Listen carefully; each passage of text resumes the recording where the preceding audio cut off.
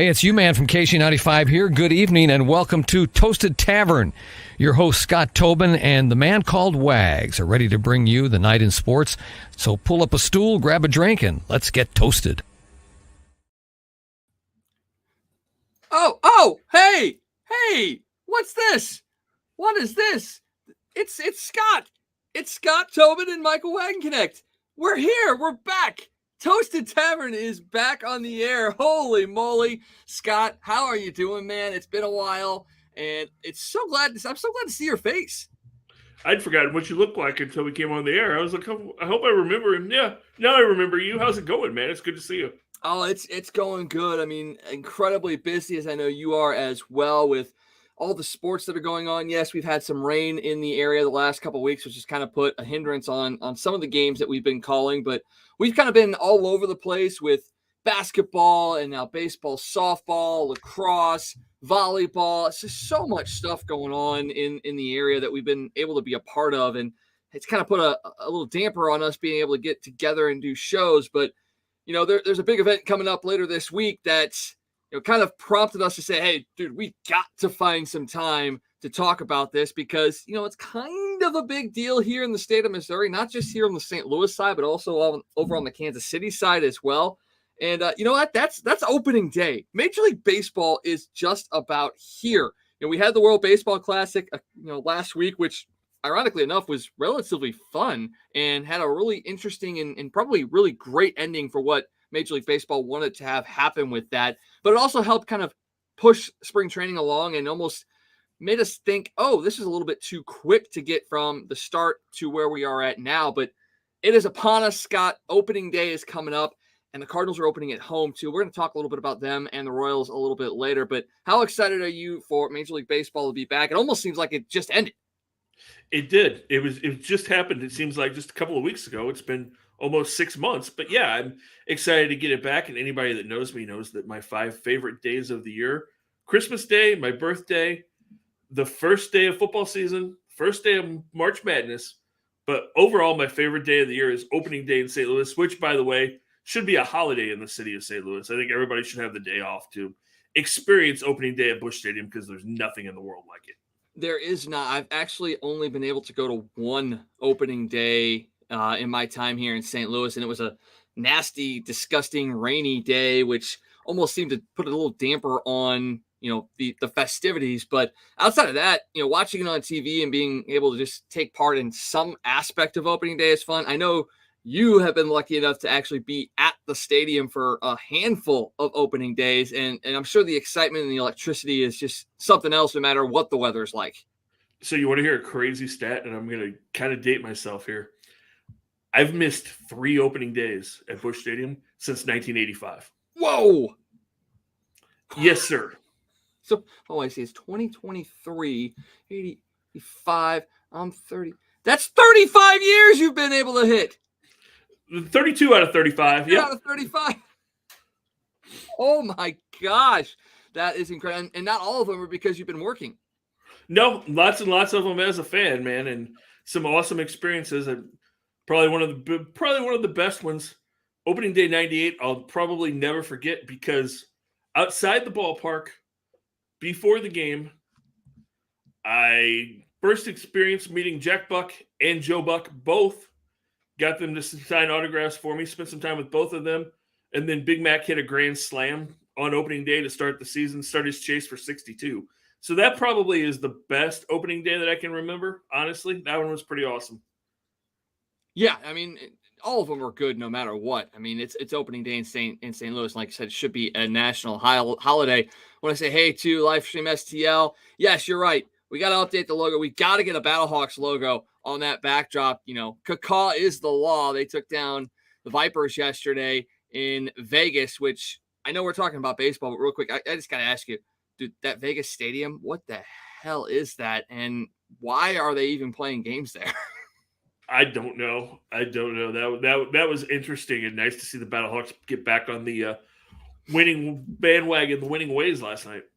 Well, all of St. Louis had winning ways last night. You had the Battlehawks winning. You had the Blues beating Anaheim last night 6-3. They're going to be playing LA in a little bit. You had City SC taking down Real Salt Lake 4-0 and extending that MLS expansion record of 5-0-0 in their first 5 games. Unbelievable.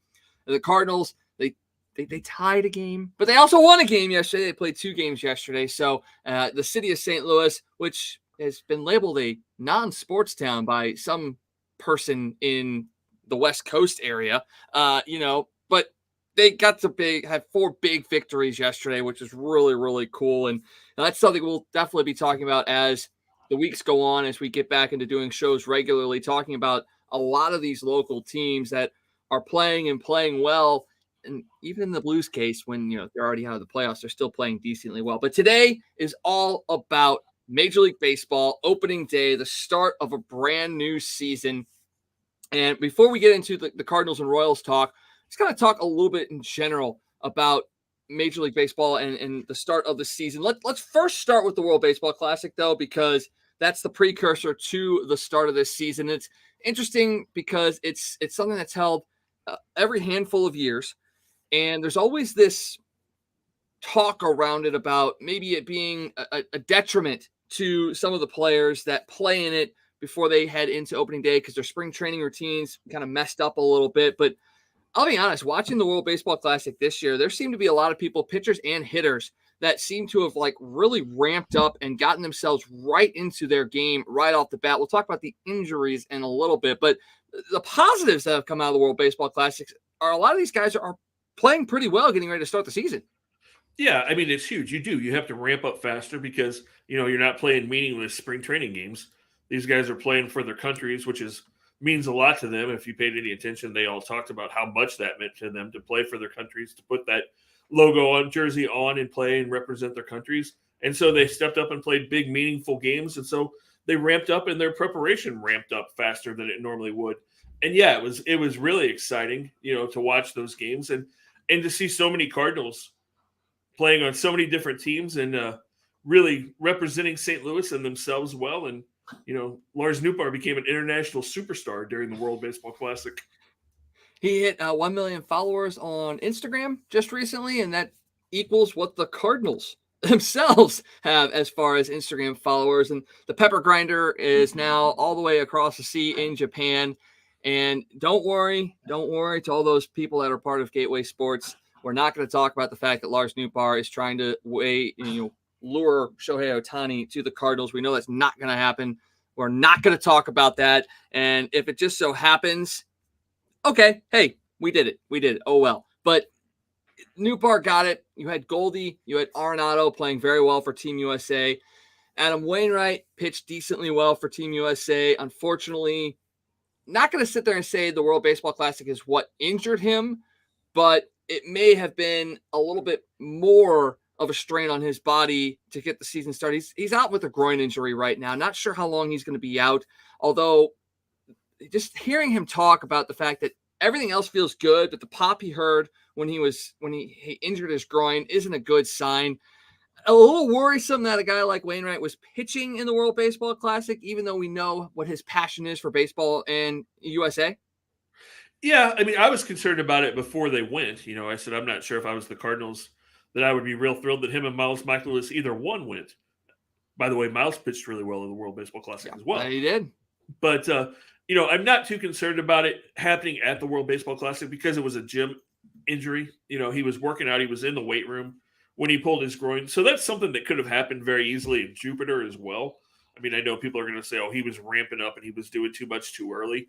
I mean, it was an injury that happened. So, that's something that could have happened anywhere. It could have happened when he was back here in St. Louis this week getting ready for opening day.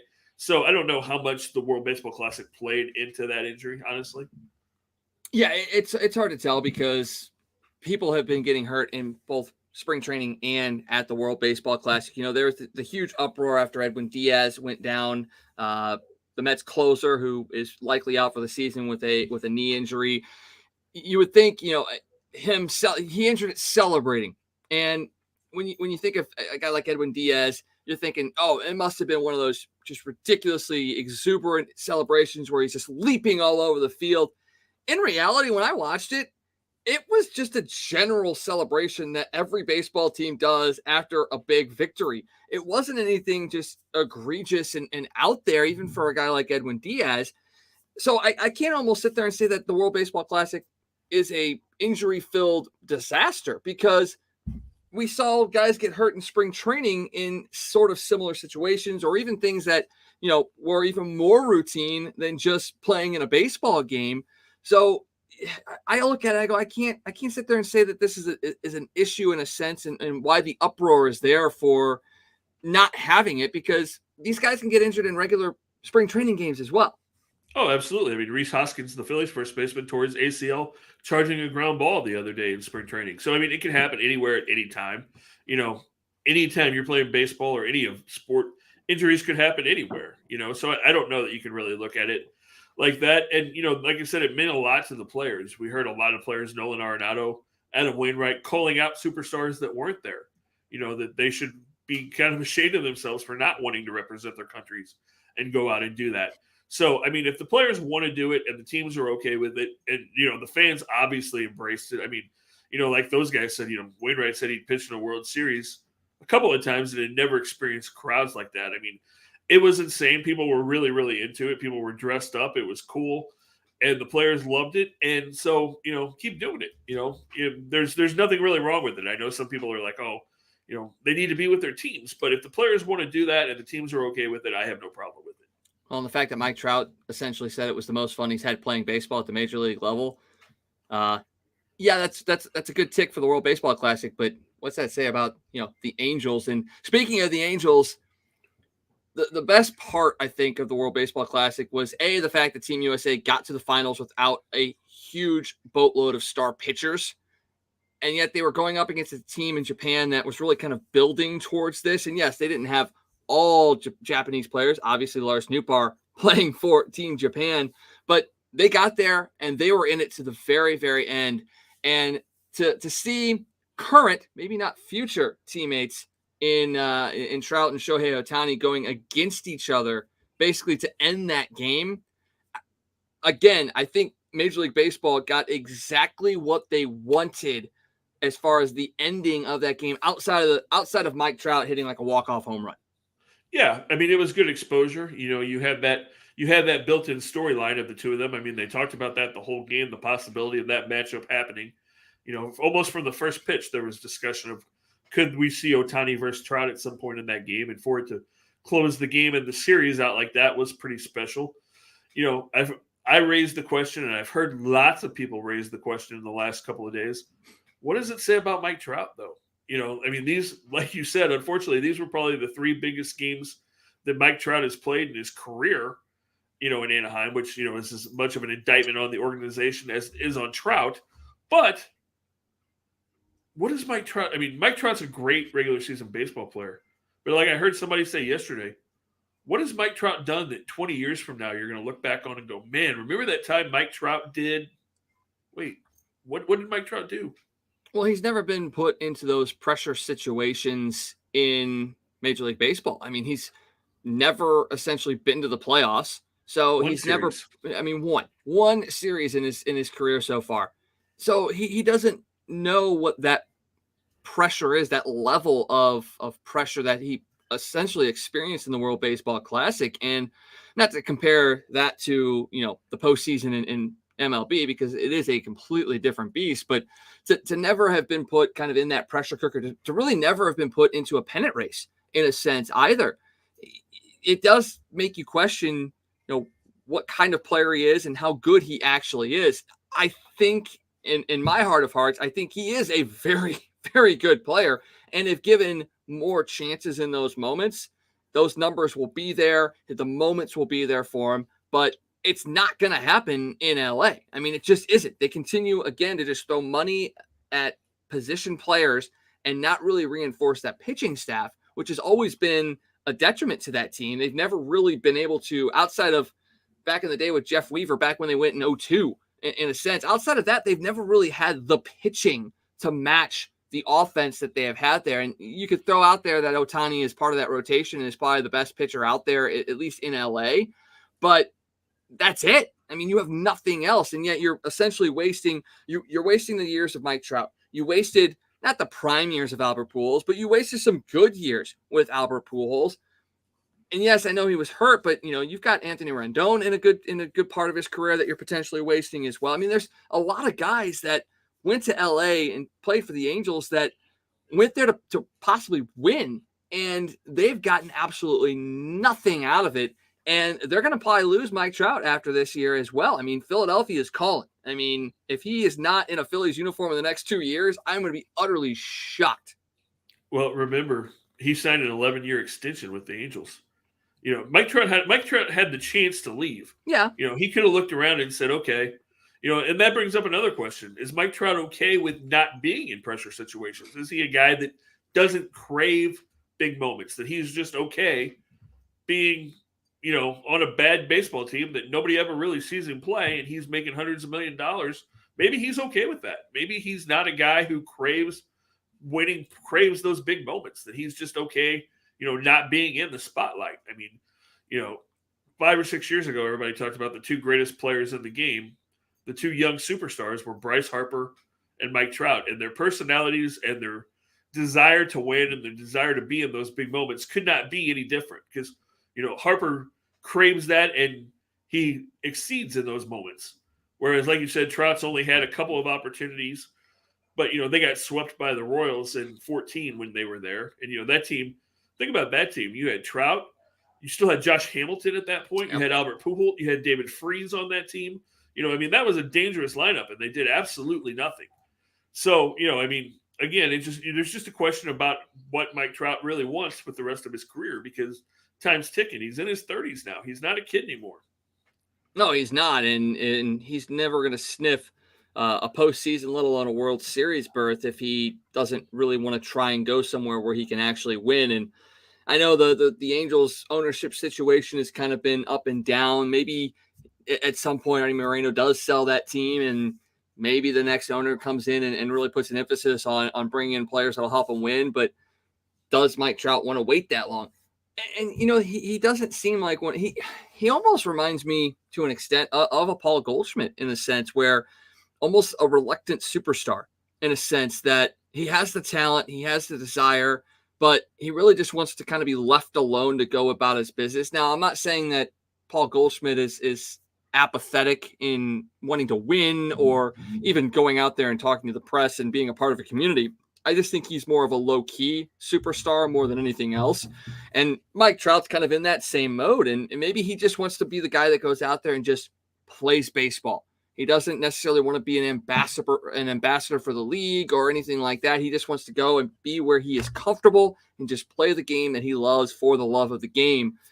But when you're as highly touted as he is, at some point you have to sit there and go, okay, I got to put that aside and take what I have and build on those advantages for the betterment of the game, because you're seeing the game, in a sense, slipping a little bit as far as popularity, as far as younger kids being involved and things of that nature. Yes, they're working on speeding up the game with the pitch clock and things of that nature, but you're also not seeing these guys out there, in a sense, in a lot of instances. And Mike Trout is a guy that probably needs to do that with the talent that he has. Yeah, you would have hoped that he would have done that a long time ago. So we will see. The one thing I will say about Goldie, and you're right, Goldie is definitely a low-key superstar, but Goldie wanted to win. Not that he forced his way out of Arizona, but when he saw that they weren't rebuilding, he was like, okay, send me someplace like St. Louis where I can go win. He wanted to chase those championships. So there is definitely, Goldie's definitely got that fire to win and be competitive. Well, and you're pairing that with a guy like Nolan Arenado, and you brought that in with Yachty and then Albert last year. I mean, if you don't have a fire in your belly when you're playing with some of those guys, there's something a little wrong with that situation. All right, let's get into the start of the Major League Baseball season coming up on Thursday for the Cardinals. Spring training just wrapped up. We won't talk about what the Cardinals did today because they really didn't do much and they got blown out. So we'll just put that one off to the side. But overall, though, a good spring for not only the Cardinals, but the Royals. Looking at some of the teams that are going to be competitive this year in Major League Baseball. Just starting in the Grapefruit League. I mean, St. Louis 16-7, the Braves 16-10, Houston 14-10, the Orioles 16-12, Toronto 17-13. So those teams are all expected to be at or near the top of their divisions this year and did very, very well in spring training in the Grapefruit League. Minnesota, a team that is looking to compete in the Central, 12-15. The Phillies were 14-15. Surprisingly enough, the Yankees 12-17 and the Mets 10-14. So both New York teams not super successful in Major League Baseball. But just like the Cardinals, they had some guys over in the World Baseball Classic as well. And obviously losing Diaz is a big, big deal for the Mets, as well as losing their new prospect new player in Jose Quintana for a good piece of the season as well. And then over in the Cactus League, surprisingly enough, the Angels were one of the best teams in spring training at 16-10. Kansas City 19-12. The Cubs 16-12. Dodgers 13-11. Kind of looking at the bottom of that league. I mean, Milwaukee, a bit of a surprise at 11-14 in the preseason. The White Sox 12-13. But you really can't look at those records and really glean a whole lot about what the season's going to bring, because there's been a multitude of times where a team has just run roughshod through spring training and then starts the season like on a 12-game losing streak. So you can't really read too much into it, but it is nice to see some of the teams that are going to be competitive this year being successful at the spring training level and seeing things like, positive run differentials, lower ERAs, things of that nature. And that kind of bodes well for a good season for a lot of these teams. It does. And, while you can't take a whole lot out of spring training, a good spring training gets your fan base excited. They start thinking, man, what if maybe this is our year? Maybe we can surprise people. It's one of those things where if you do, like you said, if you do well in spring training, you get excited because you're like, oh, man, everything looks good. If you do bad in spring training, a lot of times you're like, it's spring training. You can't look at those numbers, And like you said, a lot of times you see teams start off really well in spring training and then they struggle. And teams that are horrible in spring training, the season starts and they flip that switch and off they go. So you can't take much out of the numbers, but it is good to see. It is good to see some different teams like the Royals have a positive spring. That fan base has not had a whole lot to be excited about the last few years, so that's good to see.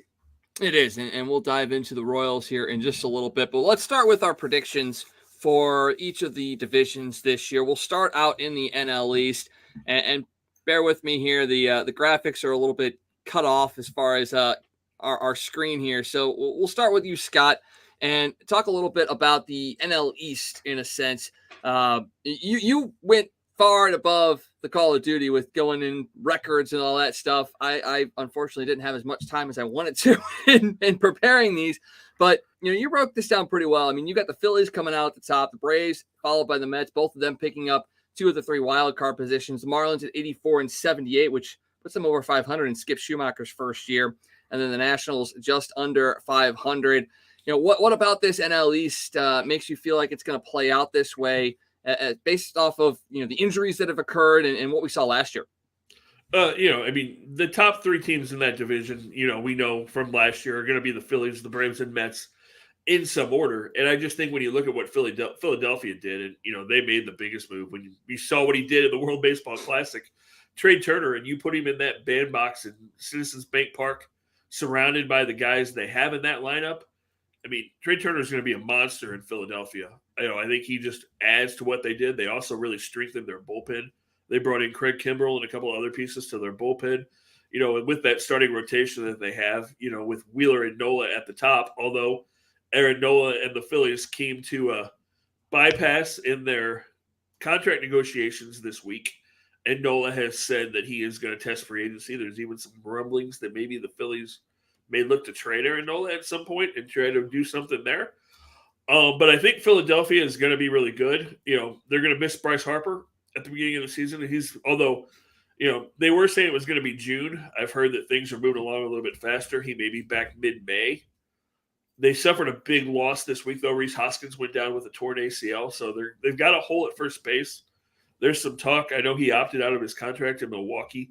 They may be talking to Luke Voigt about coming to Philadelphia to fill in that position there. Otherwise, they could maybe move Kyle Schwarber to first base. But with that lineup, when you've got Schwarber and you've got Turner and you've got Nick Castellanos and you've got JT Realmuto and you're going to get Bryce Harper, I mean, that team's just loaded from top to bottom.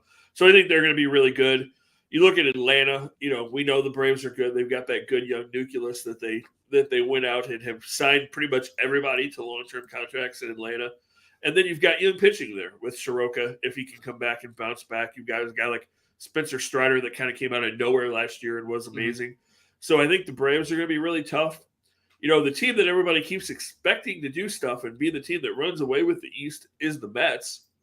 And you look at the Mets, and they made some moves, but you and I talked about this before we came on the air. I'm not sure that the Mets really got better. Jacob deGrom left, and you went out and you brought in Justin Verlander to kind of fill that hole. And you went out and got Jose Quintana, but he's hurt. He's going to miss time. And then, like you talked about, Edwin Diaz, your closer, who was the all-world closer last year, is done for the year. They didn't really go out and make any big splashy position player moves. They tried.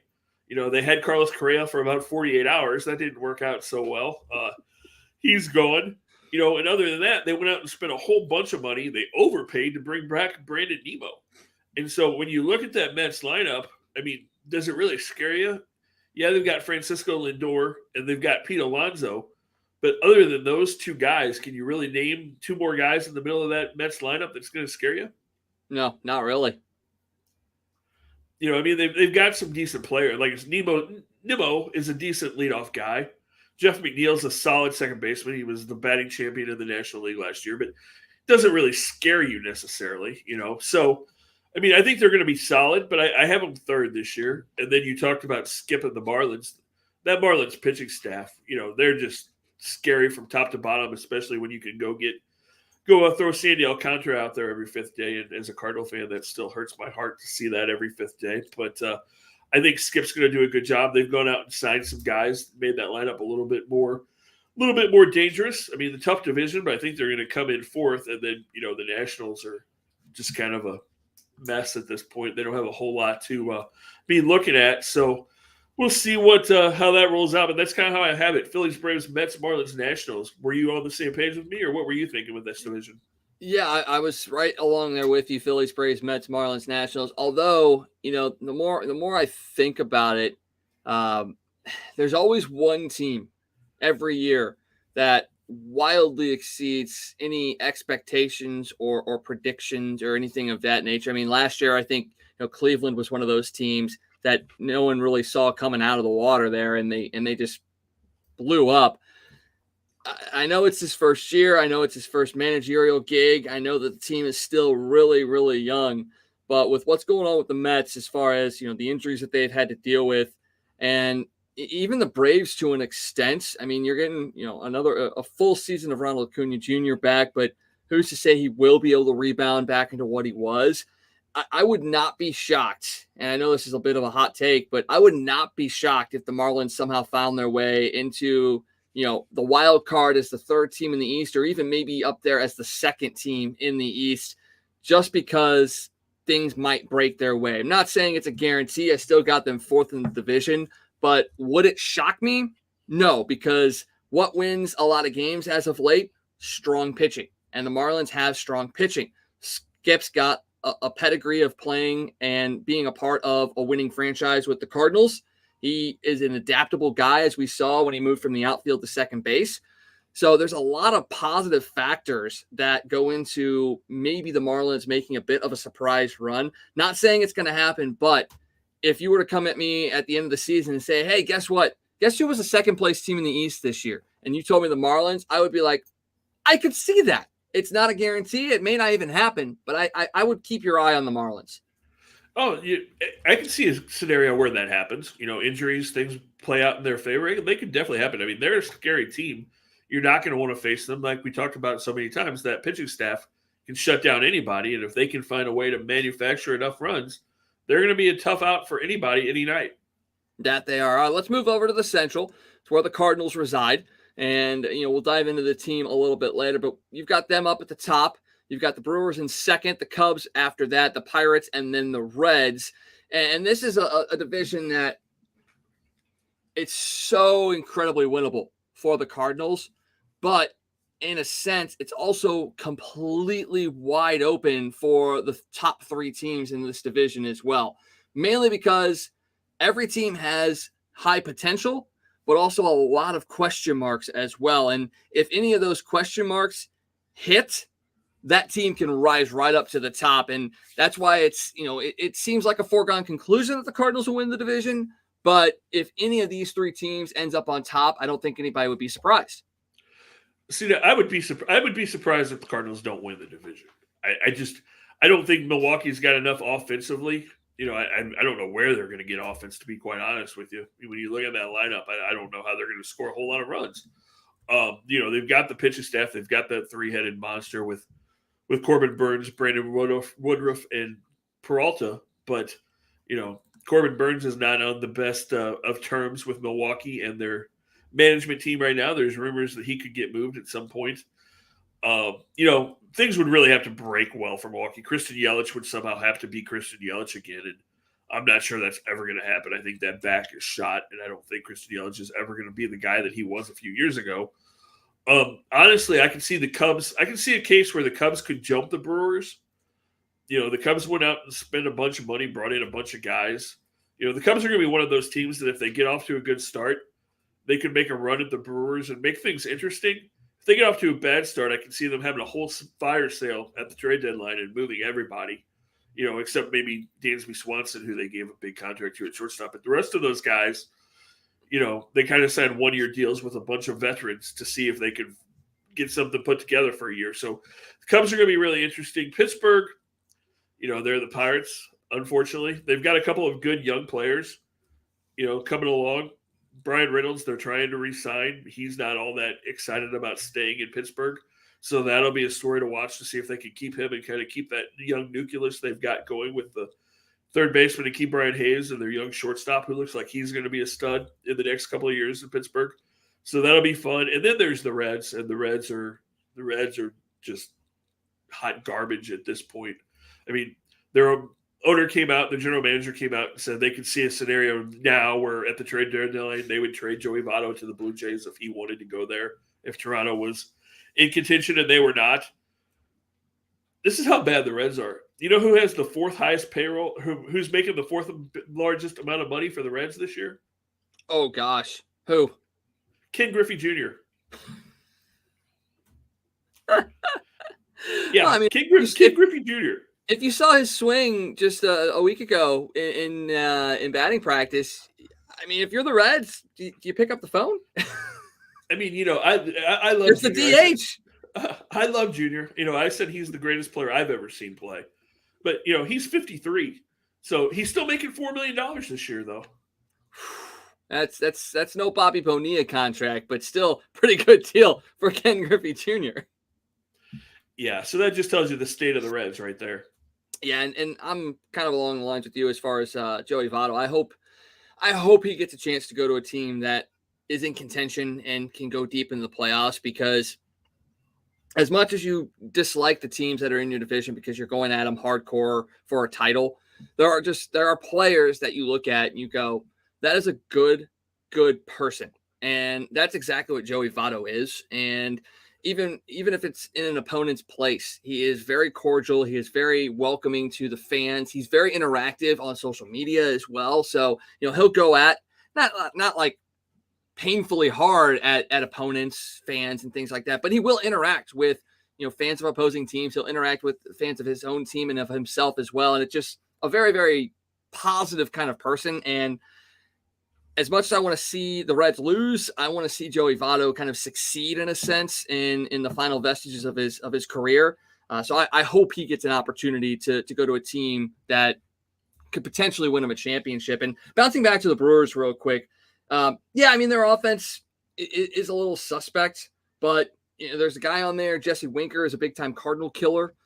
He seemed to do very, very well when he's with Cincinnati. Now, granted, Cincinnati is a different ballpark than Milwaukee, and he is coming off of an injury, so we'll see how he bounces back. But he's a guy that could do some damage. Honestly, the outfield for the Brewers outside of Yelich have been tough outs for the Cardinals. So when they play each other, it's not an easy game. So if they can pick up some wins against the Cardinals and really do well in the division, I can see where the Brewers could be a team that could be in that second place spot. As far as where I have it at, I did switch the Cubs and the Brewers. I think the Cubs will kind of have a little bit of not a target on their back, but a little bit of a chip on their shoulder that, obviously Wilson Contreras goes to their rival. There's been some talk back and forth, and you went out and you made the big signing of Dansby Swanson. and all that, and you've been down for the last couple of years after your World Series championship, I could see them kind of having a bit of a fire underneath them to try and prove people wrong. The Brewers, like I said, right there as well. And one of the main reasons I don't have the Brewers any higher than third and maybe even dropping them to fourth at one point would be the fact that I don't think Corbin Burns will be with this team at the latest, the trade deadline, maybe sooner. I know you were talking to me before the show about you'd be shocked if he was traded, or you wouldn't be shocked if he was traded even before opening day. Yeah, I mean, it's something that's been rumored. I mean, it's pretty doubtful at this point, but it's something that wouldn't totally shock me, and I think he will be. I agree with you totally. I think he'll be gone at the trade deadline. Brewers are a team that's definitely in transition. I mean, nothing they do would surprise me. I mean, they were in first place at the trade deadline last year. They traded Josh Hader. So, anything they may do would not shock me at this point. That is very, very true on my part as well. And as you see here, neither one of us had any other team besides the division leader coming out of that for a playoff spot. It's basically a one bid division in a sense. And that's just because there's so many really, really good teams in the NL. And we'll take a look at the NL West because that's where some of those teams lie as well. And this is another division that you look at it and you go, okay, if everybody's healthy, this is probably how things are going to play out. You'll have the Padres up at the top. The Dodgers are going to be right there. The Giants, who were another one of those kind of surprise teams last year, followed by the D-backs and the Rockies. And yeah, that looks all well and good because, you look at mine. Oh, hey, guess what? They're absolutely the same. But again, both the Padres and the Dodgers deal with a lot of injuries over the last couple of years, and that's continuing into this year. And the Dodgers lost Trey Turner, obviously, to the Phillies, but they have backups. This is a very, very fluid division in a sense. And once again, I mean, you look down there, you look at the fourth place team, and just like the Marlins in the East, you could sit there and almost make an argument for Arizona being a team that could surprise a lot of people and jump up and maybe fight for a wild card spot this year. Again, not saying it's going to happen, but with everything we've seen, how the Padres have kind of functioned over the last couple of years, handing out $300 million contracts to every infielder in the business, the Dodgers having to deal with injuries to their pitching staff, and the Giants really only having the one surprise year and now losing Kevin Gausman over to the, to the American League. It is right for a team to maybe make a bit of a surprise run. I think this is how it's going to end up, but do you think this is really how it's going to end up? I think so. The team that I'm least confident in the National League of all the teams I picked to make the playoffs, and this is going to sound crazy, is the Dodgers. Yeah. Because this is not the Dodger team that we remember. I mean, think about this Dodger team. There's no Cody Bellinger. There's no Trey Turner. There's no Corey Seager. I know Seager wasn't there last year, but Turner and Seager are both gone. Justin Turner's gone. Gavin Lux is out for the year. I don't even know who's playing on this Dodger team. I mean, this lineup, this is going to be like a totally different ball club. You've got Mookie Betts and Will Smith, and who else is in this lineup? I really don't know. And their pitching staff is questionable. Looking at Freddie Freeman, Max Muncy. I forgot about Freeman. How did I forget about Freddie Freeman? JD Martinez is their designated hitter.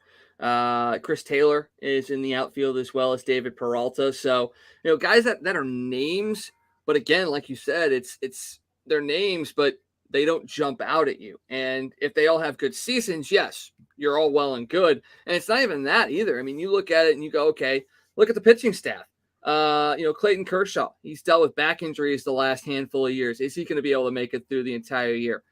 They picked up Shelby Miller, former Cardinal. Shelby Miller is on the team. I mean, Tony Gonsolin had a good year last year.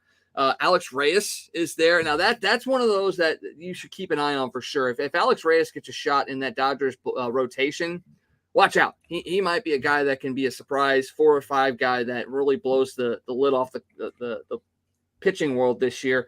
Obviously, Noah Syndergaard as well. And you can't forget about Julio Urias, who I traded for in my fantasy league, and I'm hoping that's a great move this year.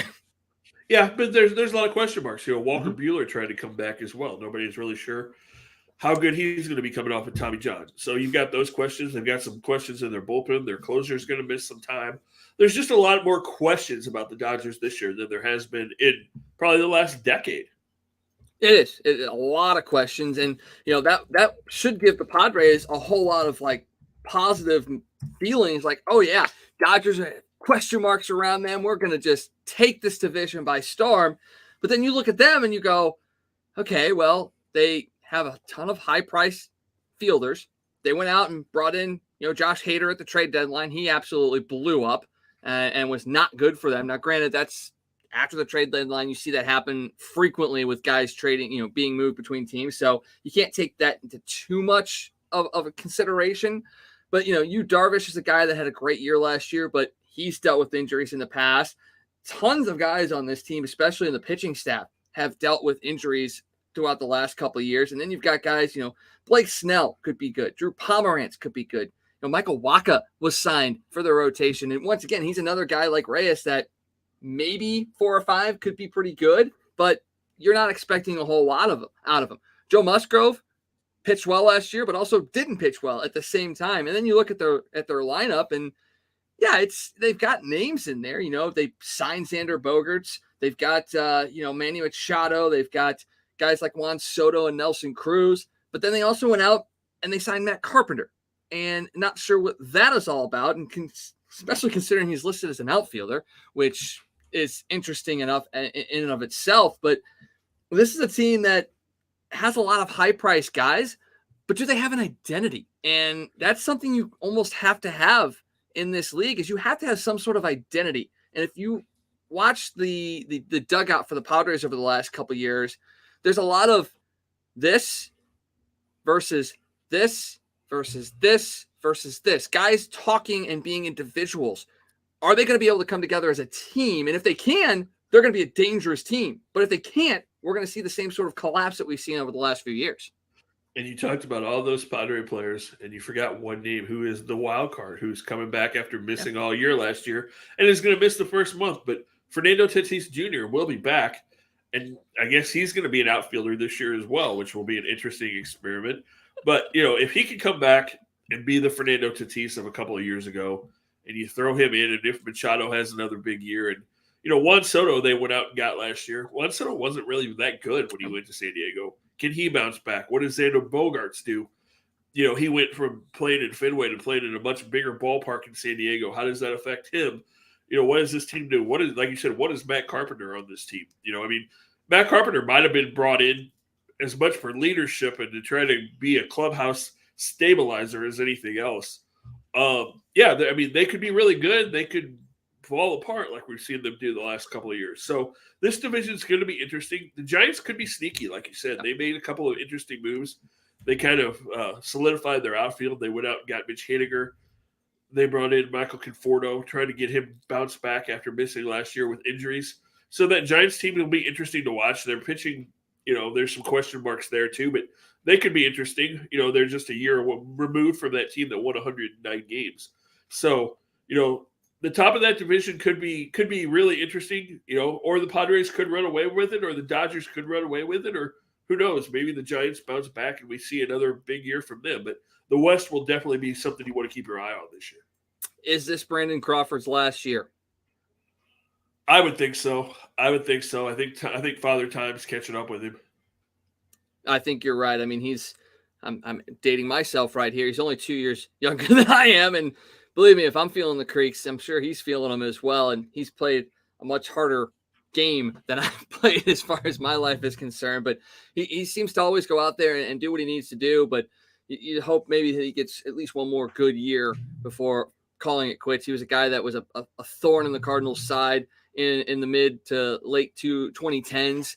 And it's just another guy like Votto that, at least Crawford has a ring, at least one, and Votto doesn't. But I think Crawford's got what, two or three? Three now. Yeah, he's got 3. So, I mean, he's got the rings, but, he's another one of those veterans that, if he goes to a team that is competitive and has a chance, you can't necessarily root against him in that time frame. So, all right, let's jump over to the American League. We'll start in the AL East. This is another fun division. You've got the Blue Jays taking it, followed by the Yankees, the Orioles, both of them making the wild card. That is a bit of a surprise for sure with the Orioles making the wild card, the Rays and the Red Sox. But you have everybody very, very tight in this division. There's not a lot of separation in the AL East, and I feel like that is nailed right on. I feel like any team in this division could probably take it, and I think any team in this division could be last place as well. Everybody has question marks. Everybody has talent. It's just a matter of who's going to be able to put it all together. And, looking at Baltimore, they're a team that has some good young rookies that are going to have to prove themselves. They have some guys that are coming up in the next couple of years, like a Jackson Holiday, that may be able to prolong some sustained success. But this is probably the most wide open division of all 6 in Major League Baseball. I think so. I mean, I think the Red Sox are not going to win this division. I mean, they're not going to be awful. Like I said, I've got them right around 500, but I think they're going to be the bottom dweller. The other 4 teams in that division could all 4 win it. They really could. I mean, I can make a case for all 4 of them. I think this is the year where Toronto finally wins that division, though. The last couple of years we've talked about their lack of pitching, but I think with Kevin Gausman up there and Alex Manoah at the top of that rotation to kind of really stabilize things, I think they're going to be tough in that rotation. You look at the Yankees, the Yankee fans are about to lose their minds. That team's falling apart at the seams. I mean, you've got 3 starting pitchers on the disabled list to start the year. Severino went down yesterday. Frankie Montas, who you went and got at the trade deadline last year and was a disaster the second half of the season, is out for the year. Your big money target this year in the offseason, Carlos Rodon, is out and is going to miss at least the first couple of months. So it's back to Garrett Cole or nothing. And then, your lineup, your center fielder, who was your spark plug in the postseason last year, our old friend Harrison Bader is hurt, unfortunately. Hurt himself diving in the outfield the other day. He's going to start the season on the disabled list. And we know at some point in the season, Giancarlo Stanton is going to miss a solid amount of time. Yep. And, he played all year last year, but Aaron Judge is injury prone. It's very likely that Judge is going to miss some time. So there's just a ton of questions about the Yankee team. I love this Orioles team. There's so much young talent on this team. Their catcher, Allie Rushman, came up last year, started to show some stuff. Gunnar Henderson, their young their young shortstop is going to be really good this year. And then, like you said, Jackson Holiday is going to be there the next couple of years. Cedric Mullins kind of exploded last year onto the scene, became a star for them. Our friend of the show, Kyle Gibson, went to Baltimore to kind of stabilize that rotation. So I think Baltimore, they won 13 more games last year than they did the year before. I think they're going to step up a little bit more this year, and I do have them getting into that wild card spot in Baltimore. What are your thoughts on this division?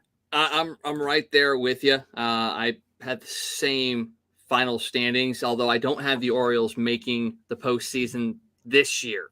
I think they can be right there. I think they are definitely going to be pushing for a spot in the playoffs. And again, if they make it, will I be surprised? No, not at all. But again, my mindset is always you've got to learn how to win by losing in a sense. And this might be that year where they're going to be good, but maybe they're not going to be as good as they need to be. And they're going to see what it's going to take to fight for a playoff spot. And then next year, another year under their belt, some of these younger players are going to be able to push through and make the playoffs next year. It just gives them some more time. I mean, that's the biggest thing. I mean, you look at their pitching outside of Kyle Gibson, you look at it and you go, I don't really know anybody else in that rotation or that bullpen. So how good are they actually going to be? And it may just take another year for them to get there, but I do think they are on the rise for sure. And you look at a team like the Red Sox, Chris Sale maybe is going to be able to bounce back, but does that make the Red Sox want to keep him and push, or does that make the Red Sox want to go, what can we get for him at this point in time, especially in such a tough division like the AL East? That's a very real possibility right there. I mean, Chris Sale could be on the move very, very quickly. And then, as far as Tampa Bay is concerned, they're another one of those teams that always seems to be a bit of an enigma. You never know what you're getting from the Rays. They sneak in there and they win the division when they have guys you don't even know. But then when you're like, oh, yeah, this team, and then they end up finishing third. So there's such a crapshoot in a sense that, again, like you said earlier, they could win the division or they could be in fourth place. You just never know. And I just feel like the power of the Blue Jays is a little bit too much. I think they did learn how to win last year and know what it's going to take. And I think they will win this division just like you think it as well. Yeah, it's going to be interesting. The Rays are going to be a really interesting team, as well as the Red Sox, to watch at the trade deadline. Yeah. Because if the Rays fall out of it, you can very well see them potentially move a guy like Tyler Glasnow, who is a starting pitcher that would be really interesting, because we know they like to move those guys before they have to pay them. Another guy who, if they fall out of contention, don't be shocked if you hear Randy Arozarena's name at the trade deadline as being a bat out there available. Same thing with the Red Sox. If the Red Sox struggle like we think they will, Chris Sale could be a real name at the trade deadline, as could Corey Kluber. If Kluber goes out, both of those guys, veteran guys that know how to win, have been on winning teams and won championships. So those are some names to look for at the trade deadline. It's going to be a fun trade deadline regardless. We haven't even started the season. We're already talking about trade deadline. Let's move into the AL Central.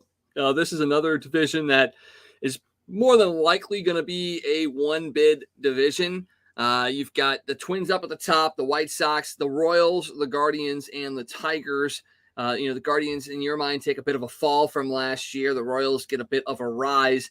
Talk me through why this is the way you've set things up here and kind of why you think a team like the Royals could be pushing into third and second place territory. Okay. Yeah, we'll start at the top real quick. Minnesota, I think, is going to kind of bounce back. We saw them make some big moves in the offseason this year. They ended up bringing back their shortstop, Carlos Correa, ended up after his world tour, ended up back in Minnesota. I think he's going to be a stabilizing force. I think Joey Gallo is going to be really, really big in Minnesota this year. I think this offense is going to kind of take off again. They were so dangerous a couple of years ago. Then they've had a couple of down years. I think Miguel Sano may find his bat again this year. I like what they did with their rotation and their bullpen. I think they're going to be tough. The White Sox are an interesting team. The White Sox are that team. It seems like every year you're like, oh, this is the year the White Sox are going to really make a run, and they just never seem to be able to do it. They're another team that's got a lot of good young pitching that if they fall out of things, you could see a guy like Lucas Giolito be available at the trade deadline. You can see a couple of Dylan Cease could be available at the trade deadline. There could be a couple of guys in Chicago that could be interesting. The Royals are a team that I think are on the rise. They've got some young talent. Everybody knows Bobby Witt Jr. They've got some guys. They've brought in a veteran like Jackie Bradley Jr. to kind of bring some veteran leadership, a guy who knows how to win. They solidified the back end of their bullpen. There's a lot of questions about his off-the-field antics, but Aroldis Chapman can still throw hard. He can really kind of close things down. And with Amir Garrett there, too, that could make them really dangerous at the back end of their bullpen. The Guardians last year were kind of a surprise team. Nobody saw them coming. They kind of had some career years from some guys. I think they kind of fall off. And I might have them fourth because I think they're going to trade. I think they're one of their pitchers. I think Mr. Bieber may become available at the trade deadline. And I think Cleveland falls to fourth because Shane Bieber's in St. Louis in August and September. So that's one of the reasons I have them falling off. And then Detroit, another team that, they're trying to rebuild. Detroit had a good run in the late, 2010 to about 2015 where they were in the playoffs every year. They had that great rotation. And then, everybody went away. And so they're just trying to build that club back up. They've got some pieces, but it's still going to be a couple of years before the Tigers are really able to get back in there and get into contention. And this is Miguel Cabrera's last year. So a swan song of another legendary hitter to watch this year as he kind of tries to catch some records of his own before he sails off into the abyss, as they say. It's incredible to think that it's his last year and he's been in the league as long as he is. I mean, I remember him coming up in Miami and just like as a 19-year-old doing what he was doing. He was back playing with Pudge Rodriguez. I mean, that was just, an insane thing to think about that A, he's still playing and B, that he's been playing as long as he has. Yeah, him and Albert's careers kind of mirror each other in a lot of ways. They came up, he was just a couple of years younger than Albert, but they were the two best right-handed hitters of this generation. And now to see them both going away and going into the record books, it's kind of the end of an era there for sure. Yeah, it makes me feel old. All right, let's talk about my AL Central. I had this last year. I think the White Sox, please, will win the division this year, mainly because the Twins, again, need some things to fall the right way. I mean, they need Brian Buxton to have a good year. I think he stirs the drink in Minnesota, and if he doesn't get himself going, it could be a very long year again in Minnesota.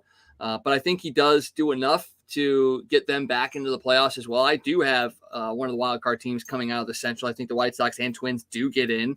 I think the Guardians are in third, not because they're better than the Royals, but more so just because Bieber's there and he'll get them off to a good start. I think, they've got some talent offensively as well that'll win them some games early on. And I think even if they do trade a guy like Bieber at the deadline, they'll have won enough games to put them in that third spot ahead of the Royals. Although I'm just like you in a sense that I'm okay with where the Royals are at. I think they are a good team on the rise. If they can get games to that back end of the bullpen, they're going to shut a lot of those down.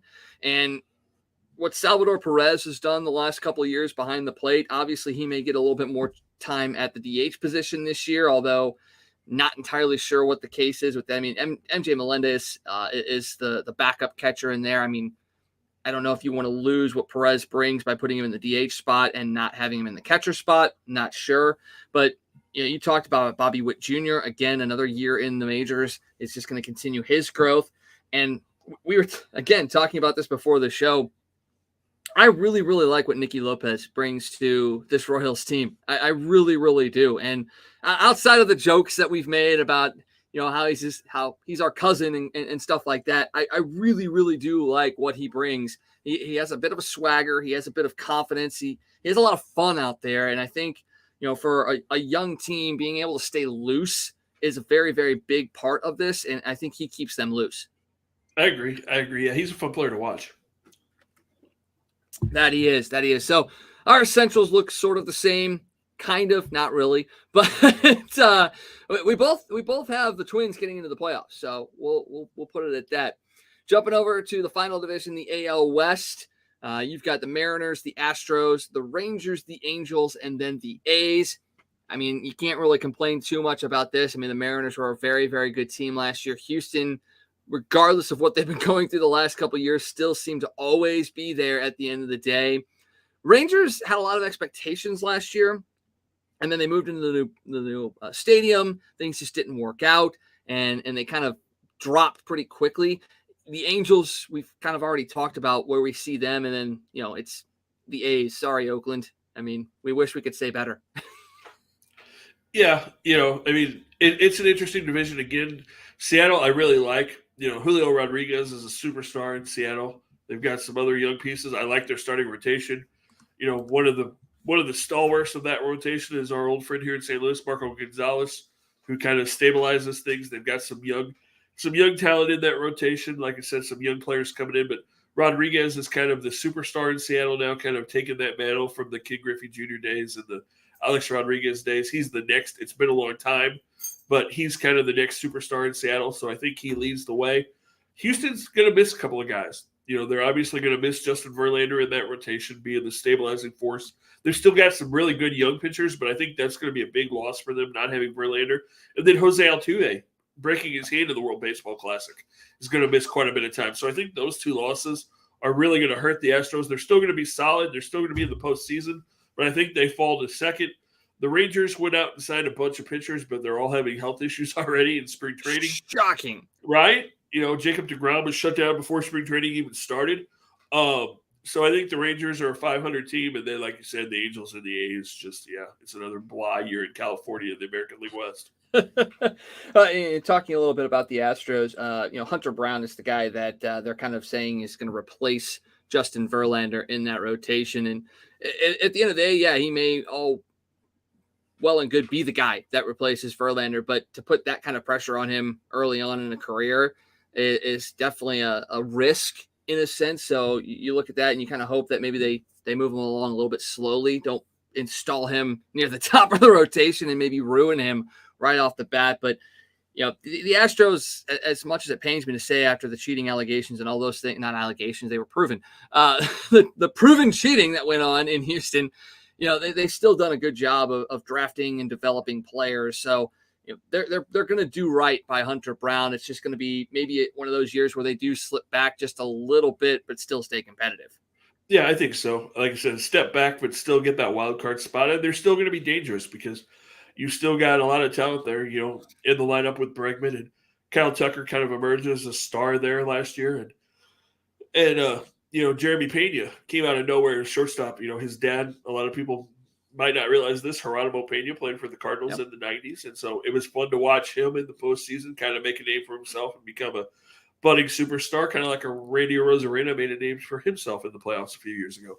So I think Houston will still be in the postseason. I think they're still dangerous, but I think this is the Mariners' year. I think they're the most well-rounded team. And I actually have Seattle having the best record in the American League this year. Nice. Well, Houston also still has that stupid left field short porch box crap. The old Crawford boxes. Yeah, the old Crawford boxes. I'm glad they're not in the Central anymore. Let's just put it that way. For me, I've got the Mariners up top. I've got the Astros finishing in second, making the playoffs again. And for everything we said about the Angels at the start of the show, for some reason, I feel like maybe, just maybe, they're going to take a little bit of that momentum from the WBC and maybe actually might put something together for a little bit in the beginning of the season and maybe give themselves a chance to kind of rise up a little bit in this AL West. I'm hoping. And then, the Rangers, I mean, they're not at the same level as the Mets in a sense, but they're one of those teams that sits there and goes out and spends money, but do they spend money wisely? And as you can see from the last couple of years, it's just not worked for them. And it's not the same level as the Mets, don't get me wrong, but they kind of have a little similarity between them where they're like, they talk a big game,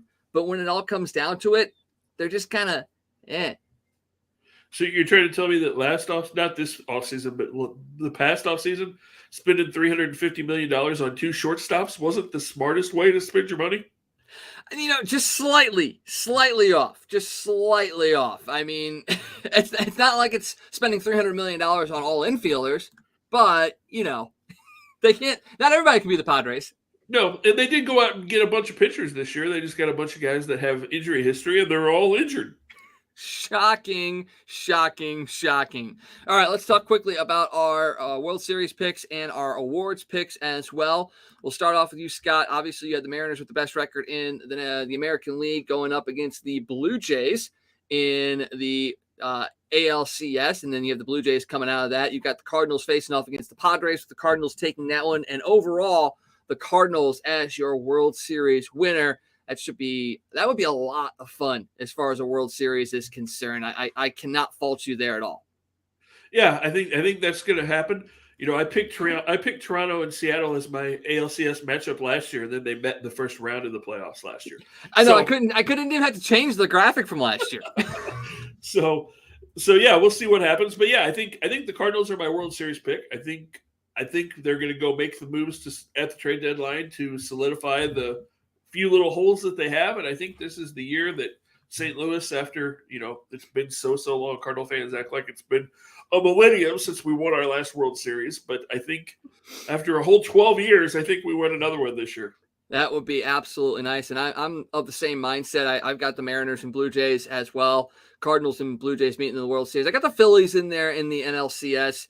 They're a team that once again just has a lot of talent, and very, very likely are going to be there at the end of the day. And there's nothing like a Cardinals-Phillies playoff series that gets the blood rolling. I mean, back in the 2010s, it was the Cardinals and the Giants that always seemed to get together, and you kind of had that fear in the pit of your stomach. I feel like that would be the same thing with the Phillies, but I feel like they actually might be able to beat the Phillies, whereas I never felt like they could totally beat the Giants, but that's just kind of how things were back in the 2010s for sure, outside of the 2011 World Series. So I think that could be a really, really good series. But looking at the National League, any team really that makes the playoffs has a chance of making it to the World Series. I really, in my heart, believe that any NL team that gets in the playoffs can make that run.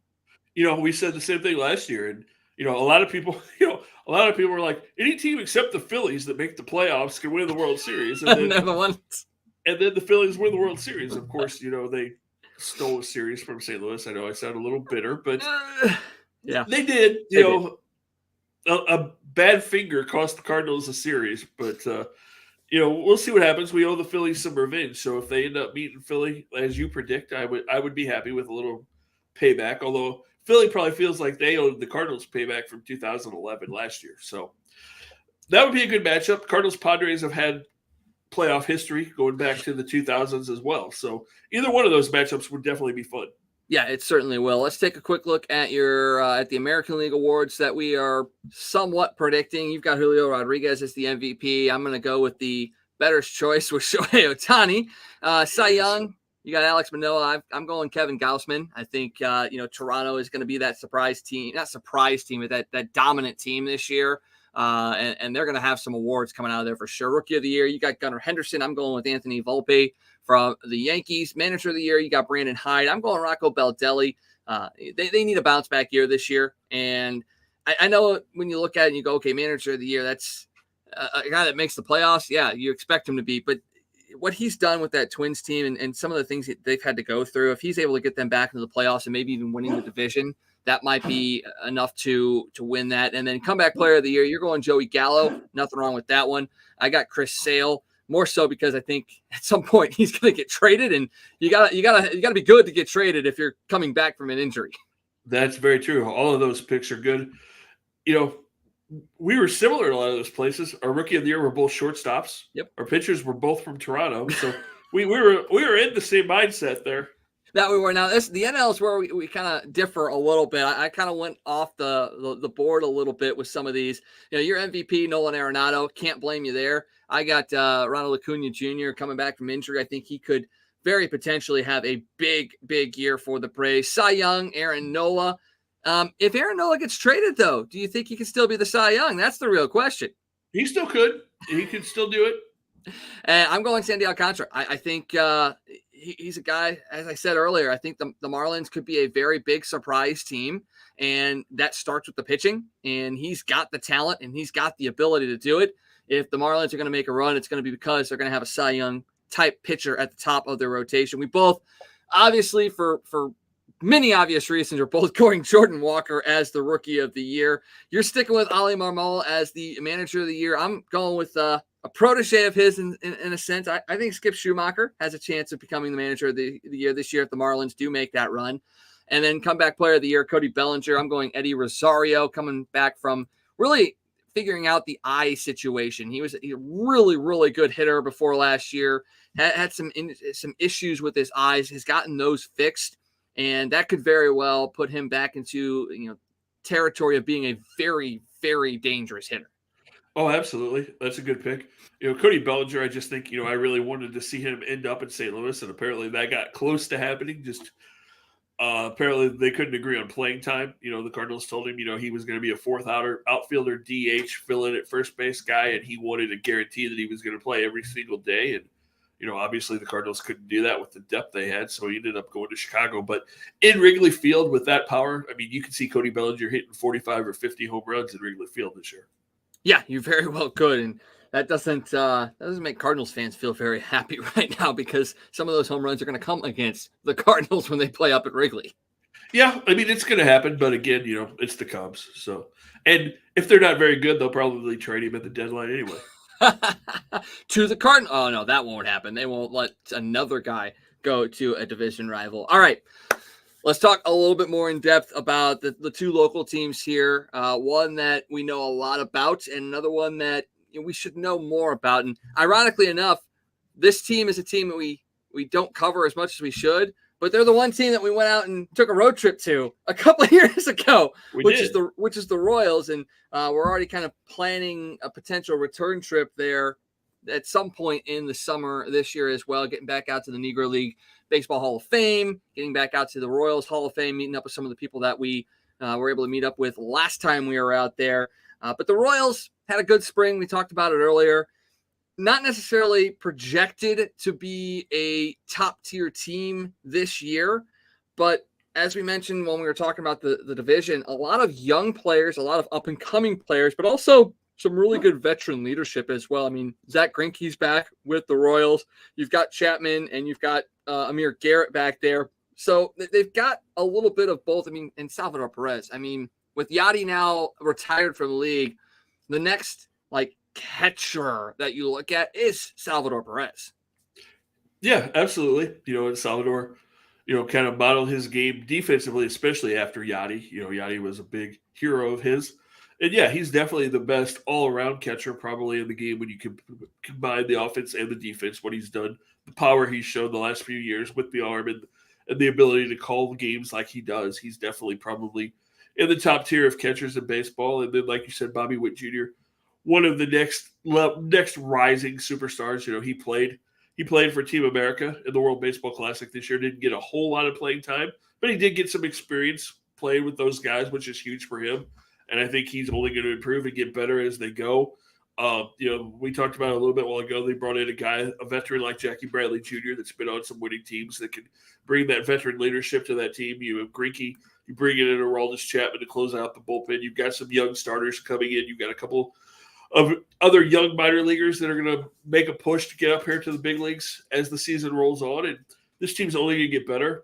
Cousin Nicky out there playing shortstop for this team. I think they're going to be a team that's going to be fun to watch for Royals fans. I think they're going to be a team to keep an eye on. Like you said, I don't think they're going to make the postseason this year, but I think they're going to be around 500, and I think they're going to keep building. And I think in the next 3 or 4 years, they're building the groundwork to have one of those runs like they had, in 2012, 13, 14, when you had, the Moustakas and the Moustakas and all of those guys, Perez and Lorenzo Cain, all those guys that came up at once, Eric Hosmer. I think you're building towards that same type of group in Kansas City. Yeah, I think you're right there. And, with the success that the Chiefs have had in Kansas City, you as a Royals fan want to have that same sort of success in the opposite season. And with the potential of, a new stadium, a downtown stadium being in the works potentially, you want to be able to possibly move a team in there that is good and on the rise. And that's exactly what they have right now. And they're kind of building towards that. And not to say you have to link those two together. I mean, it's not like you have to have one to have the other, but it is really nice if you're moving into a new place and you have potential to go to a World Series. I mean, Cardinals did it. Why not? And kind of pair those two together. And they do. They have the potential. Now, the one thing that does scare me in a sense right now, even with Jackie Bradley Jr., who's not necessarily on the active roster right now, but will be, that outfield is very, very nondescript. Yeah, it is. It is. There's still some guys that have to grow into roles, and you still have to figure out what you have on that team. They're still trying to build and try to figure out exactly where they're going and exactly who's going to play what positions. And, again, they've got a couple of young kids in the minors that are still a year or so away that are going to be outfield prospects coming up. So I think this is a team, like we said, that it's going to be kind of a mix and match in that outfield this year, trying to figure out where you're going. Something kind of what the Cardinals went through for a couple of years, where you're trying to kind of roll some different guys in those positions and figure out where you're going with that outfield. But there definitely are the building blocks there to really get a run going in the next couple of years in Kansas City. Yeah, Greinke is going to take them out on Thursday as the Royals face off against the Twins. So that's a great start right there. You're going up against a team like the Twins to open things up on opening day. But it should be a lot of fun. This is a team that when we were there a couple of years ago, we're in the same boat. They were kind of that middling team, not all that good, but they provided a lot of fun. They provided a lot of opportunities. And they were very welcoming when we were out there as well. And it's nice to see that. And the fans there are phenomenal. They really are. And, talking about building a new stadium, that's kind of a shame because Kauffman Stadium, if you haven't had the chance to get out to Kauffman Stadium, even though it is an older ballpark, it's a beautiful ballpark. It's right across the street from Arrowhead, across the parking lot from Arrowhead. But, just kind of in a setting by itself, there's trees and a lot of open area. And it's just a really pretty ballpark. They've done a really nice job of maintaining it and making upgrades and making that a really pretty ballpark. So if you haven't been there, or if you've been there and want to make another trip, get out to Kaufman and see the Royals. Yes, you certainly could, and get a chance to get out there and see maybe a guy like Brady Singer, who is kind of the next guy when it comes to the rotation, and what a guy to learn from as far as Zach Greinke and what he has kind of gone through in his career as well. I mean, back in the day, he pretty much left baseball due to mental issues, not mental issues, but just having to go through that, and it's a hard grind and things of that nature. And I'm on the Royals website right now, just kind of perusing things, and literally their top story right here, their biggest headline is the fact that this team is targeting mental health. And I think that's something that kind of needs to be addressed a little bit more.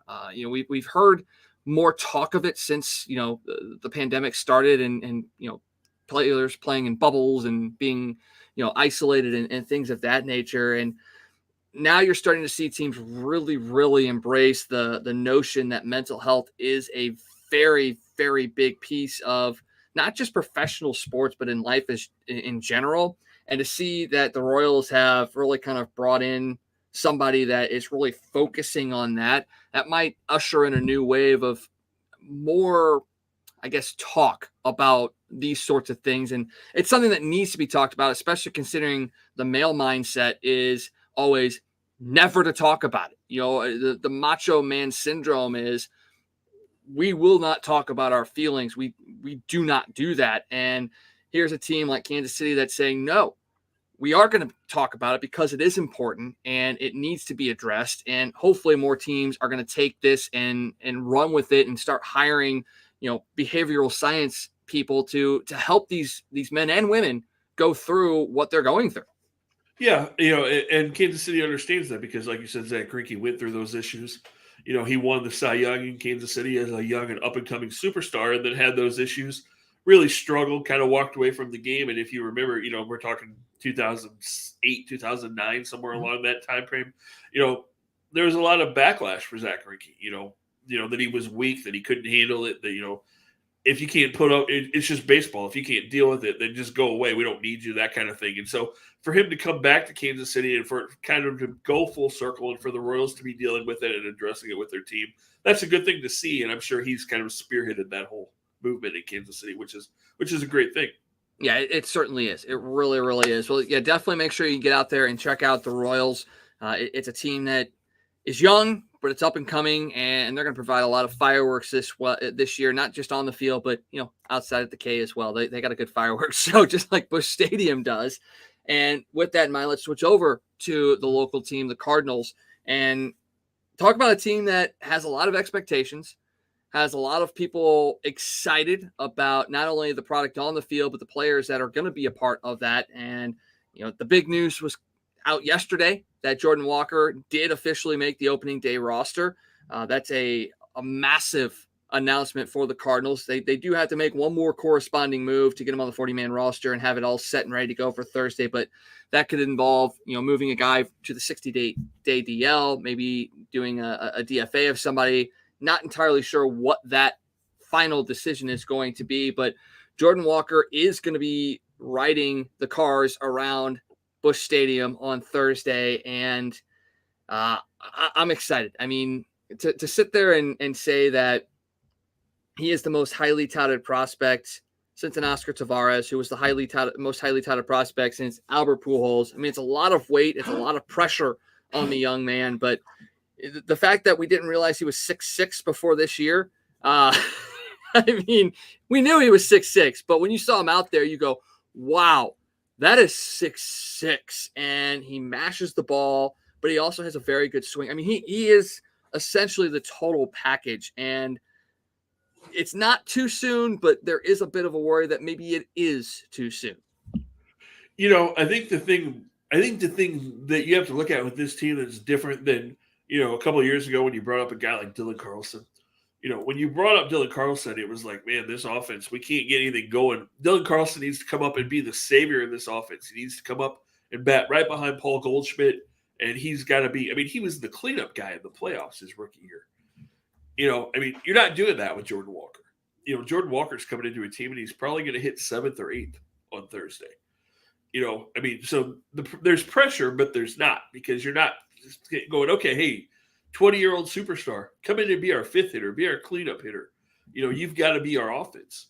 No, they're going, hey, we've got Goldie and Arenado and Contreras and O'Neill and Gorman, and hey, why don't you hit at the bottom of the lineup and see what you can do? No pressure. So I think that takes a lot off of it, and I don't know if you saw the Cardinals put out the video where they told him that he was going, and Ollie told him, the thing that got you on this team was the fact that you didn't get too high, you didn't get too low, you took everything in stride. There was no change in the way you approached things, whether you were doing well or whether you were doing poorly. And that was the thing that told them that, hey, this kid's mature enough to handle this. He can do it. He's 20. Let's let him be there. And we talked about it at the winter warm-up. I'm so excited about this because I got to spend a couple hours with the kid at the winter warm-up, and could not be a nicer kid, could not be a more humble kid. We talked about it at the warm-up. He had his family there and met his mom and his dad and his grandma and his brother and his sister.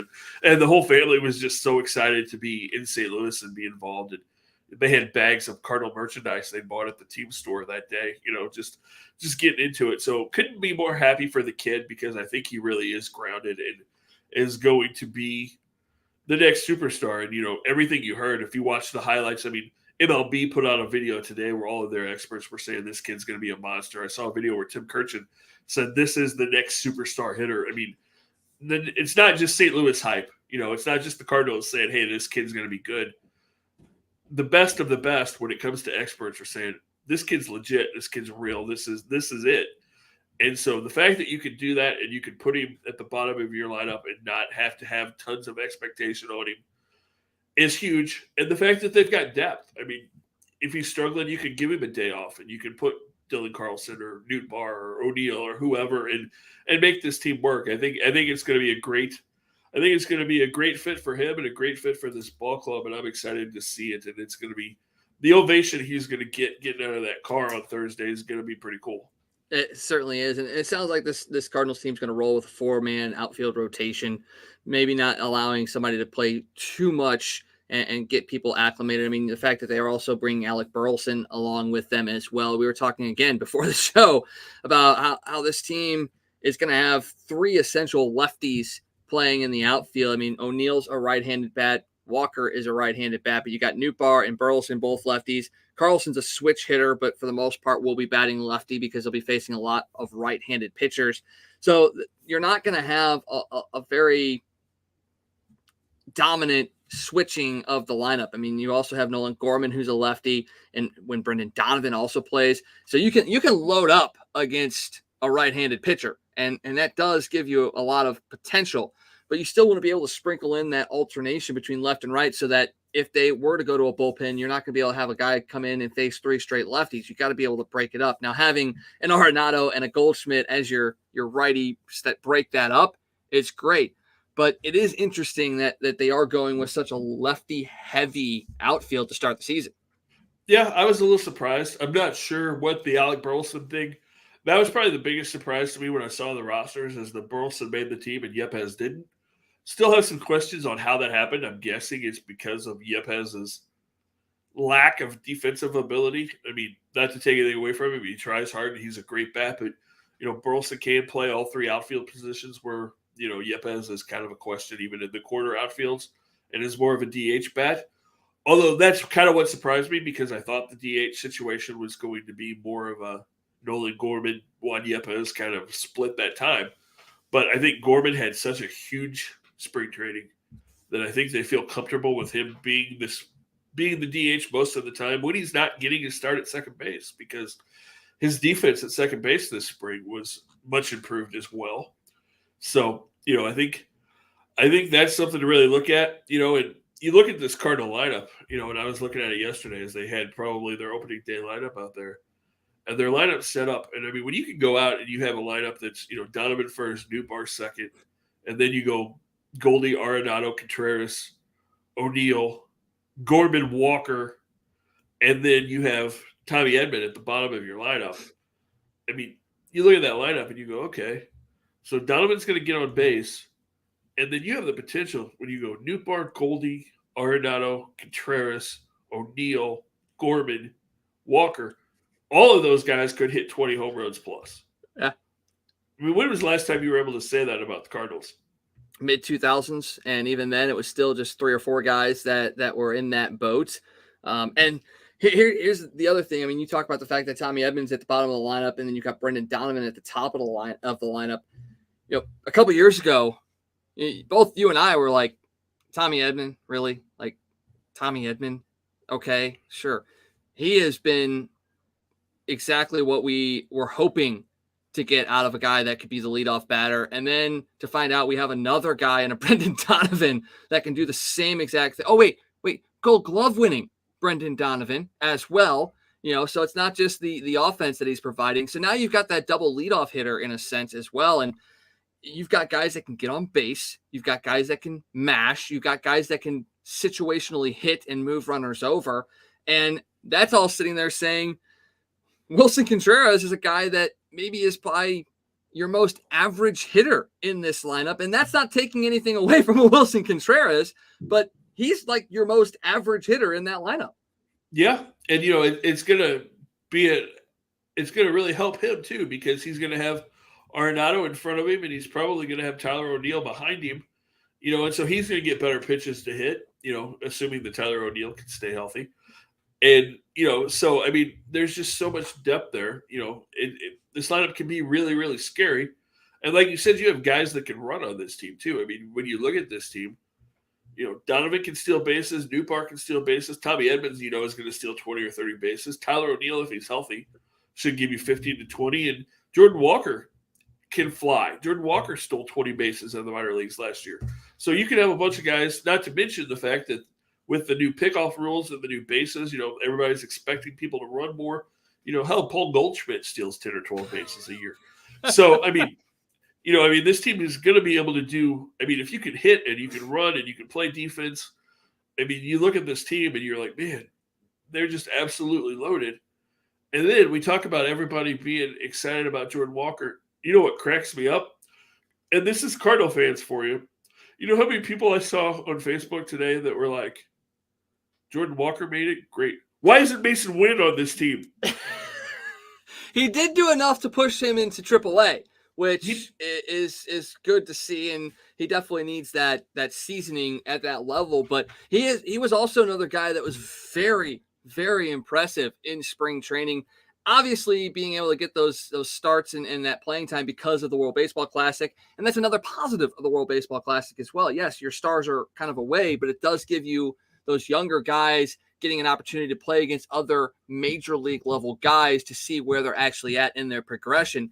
And Mason Wynn was phenomenal in spring training. And, you know, so the Cardinals tweeted out yesterday or the day before, the greatest play you'll ever see from Mason Wynn. And it was a phenomenal play. Don't get me wrong, but it was still kind of a routine play in a sense. It was a hard hit ball up the middle. He did have to make the play. He did have to get up and make a strong throw over to first base. But maybe I'm just looking for the impossible. But it was kind of a generally above average play.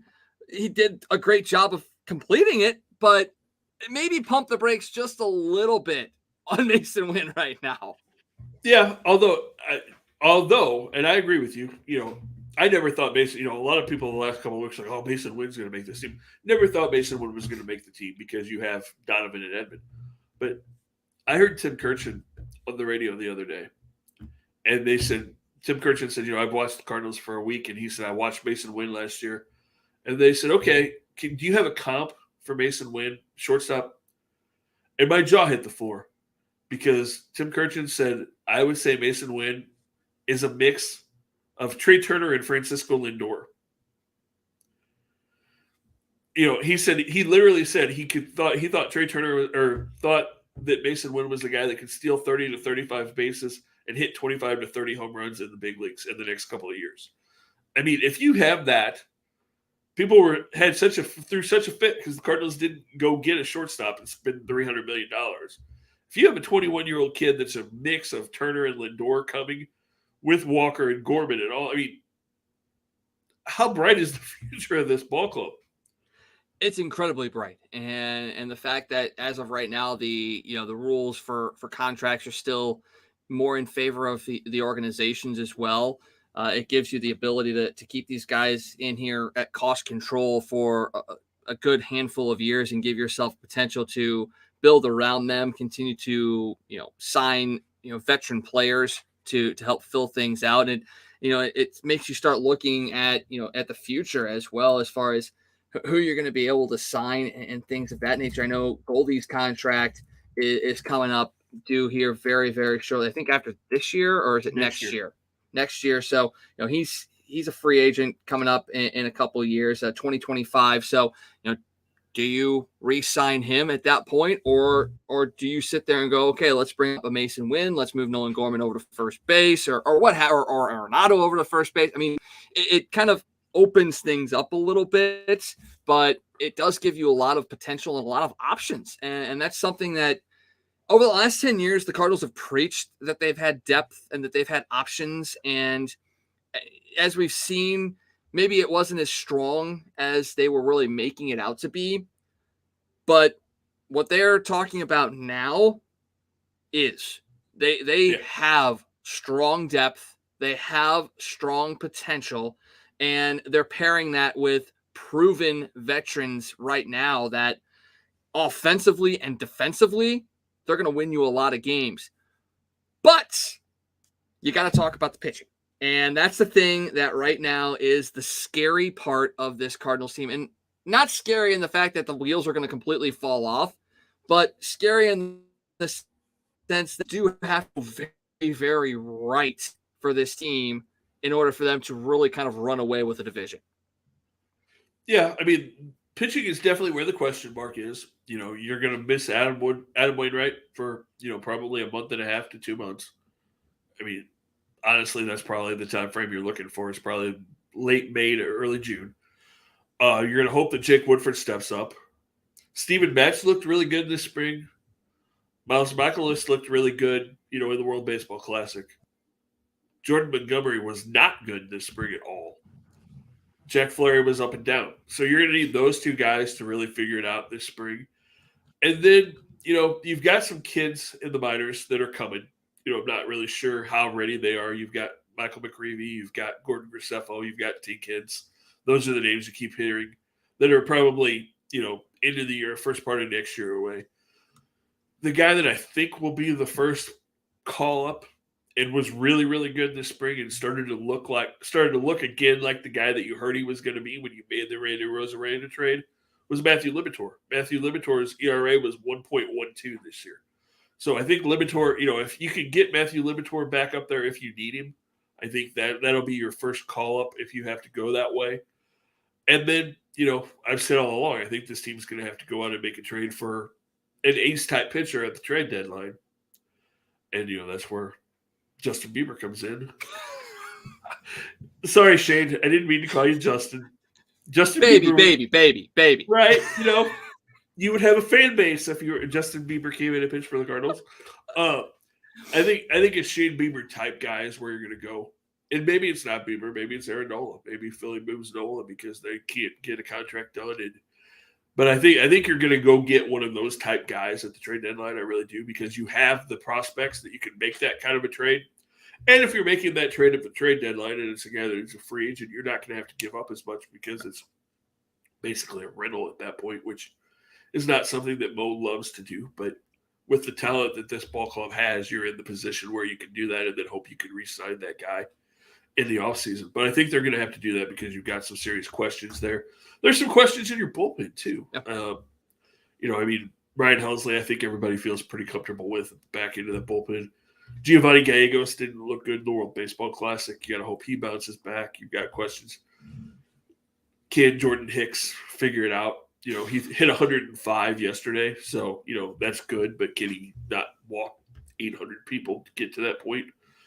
You've got some couple of lefties that you feel good about. Zach Thompson didn't give up a run this spring. He was good at the end of last year when you brought him up and stuck him in the bullpen, but then you're counting on a guy like Drew Verhagen. What's Chris Stratton going to do this year?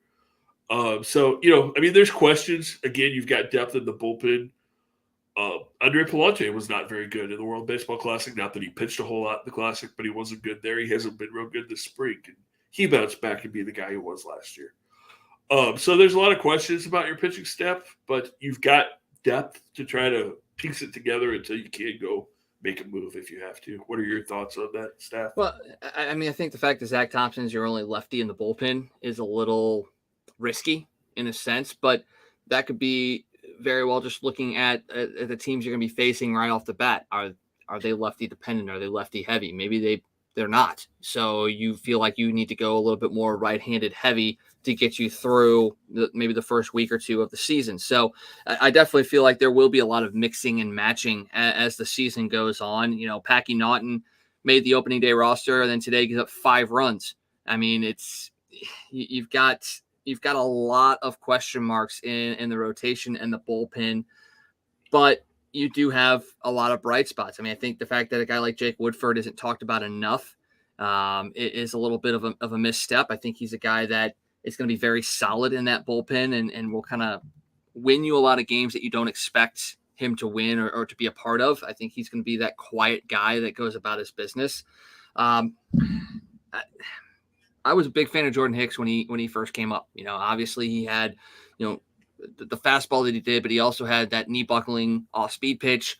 And just because of everything that he's got to go through for the last few years, I know that he's not been able to find any consistency. And I think that's kind of the main reason why he just hasn't been the guy that we thought he was going to be. And hopefully this year he regains that consistency because he has the stuff. I mean, he has the fastball that can blow you away, but he also has that off speed pitch that just makes you go, what? How does that even happen in a sense? And if he can really cut down the walks, like you said, he could be a very dangerous piece of that bullpen. I know he was fighting to become a starter for the last couple of years as well, and the Cardinals are also kind of in the mindset of trying to make him a starter, but he's a reliever. I mean, his mindset should be, I've got some dynamite stuff.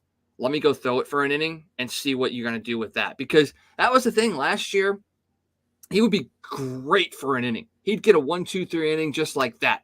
And then they'd send him back out for the next inning and he would just completely fall off the rails. And there was no adjustment that was made when you saw that continuously happening time and time and time and time and time again.